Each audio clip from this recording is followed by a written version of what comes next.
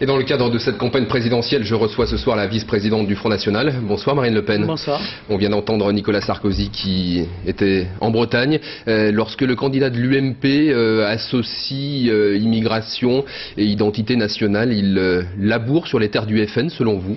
Mais on ne sait pas d'ailleurs ce qu'il met dans ces concepts-là, c'est bien la difficulté. Il veut un ministère de l'immigration, nous en avons demandé un depuis de nombreuses années, mais nous savons ce que nous voulons mettre dedans. Lui, on ne sait pas. Ce que l'on sait, en revanche, ce sont les chiffres du ministère de l'Intérieur, qu'on peut contester, mais ce sont les siens, et notamment les chiffres de l'immigration légale.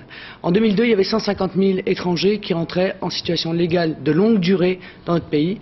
En 2007, il y en avait 190 000 par an. Ça veut dire qu'en 5 ans de Nicolas Sarkozy, il y a eu près d'1 million de nouveaux étrangers qui, pour une longue durée, se sont installés dans notre pays, alors que 95% d'entre eux n'ont pas de contrat de travail. Eh bien, nous disons qu'il faut arrêter ces chiffres parce que nous n'avons plus les moyens économiques et sociaux de les assumer. Alors, il y a un point, en tout cas, qui divise, oppose le candidat du Front National à Nicolas Sarkozy. Plein, mais au moins un, celui sur la sécurité routière, puisque votre père, hier, a estimé le niveau du taux d'alcoolémie trop bas, la limitation de vitesse sur autoroute également trop bas. C'est pas dangereux de faire des propositions comme ça alors qu'il y a encore plus de 4000 personnes qui meurent chaque année sur les routes en France? Oui, bien sûr, mais il y a beaucoup de gens qui meurent d'autres affections d'ailleurs que les problèmes de sécurité routière. Non mais sur ce point particulier. Non mais je veux dire, il y a énormément de gens qui meurent par exemple des maladies nosocomiales et l'État ne s'y intéresse pas beaucoup. Ce qu'on veut dire, c'est que je crois que par l'intermédiaire des radars et de la véritable persécution que les automobilistes vivent, en réalité l'État a trouvé là un moyen de se forger une cagnotte sur le dos de ceux qui travaillent, de ceux qui ont besoin de leur voiture comme outil de leur activité professionnelle, et il y a une juste mesure à trouver entre la liberté individuelle et la nécessaire lutte contre les accidents de la route. Et ça à 3 semaines du premier tour, c'est pas un peu de la démagogie ou de l'électoralisme? Non, ça fait longtemps que Jean-Marie Le Pen le dit. Il l'avait d'ailleurs déjà dit en 2002 et il s'est prononcé pour une amnistie effectivement de l'ensemble des infractions qui ne soient pas des délits qui évidemment aient pu mettre en cause l'intégrité physique de quelqu'un. Mais objectivement, tout le monde sait aujourd'hui que la majorité des radars, c'est une cagnotte. Les automobilistes sont des vaches à lait. Eh bien, nous trouvons qu'il n'est pas normal de perdurer dans cette situation.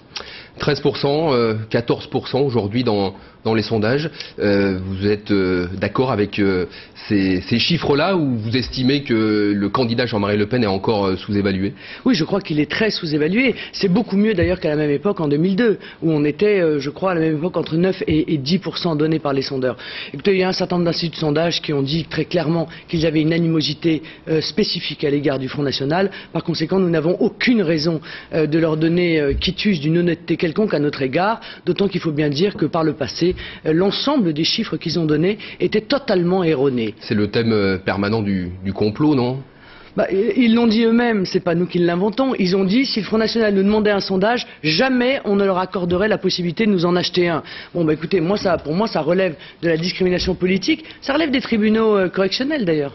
Alors, autre sujet d'actualité, Marine Le Pen. Le retour dans cette campagne, l'étonnant retour de quelqu'un que vous connaissez bien, Bruno Maigret, qui soutient votre papa, mais qui monnaie un petit peu ce soutien, puisqu'il a demandé aujourd'hui 60 circonscriptions pour son parti, le MNR.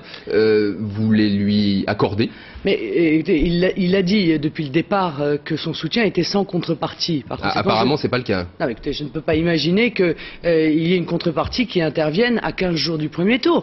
Donc qu'il émette une demande, c'est assez légitime.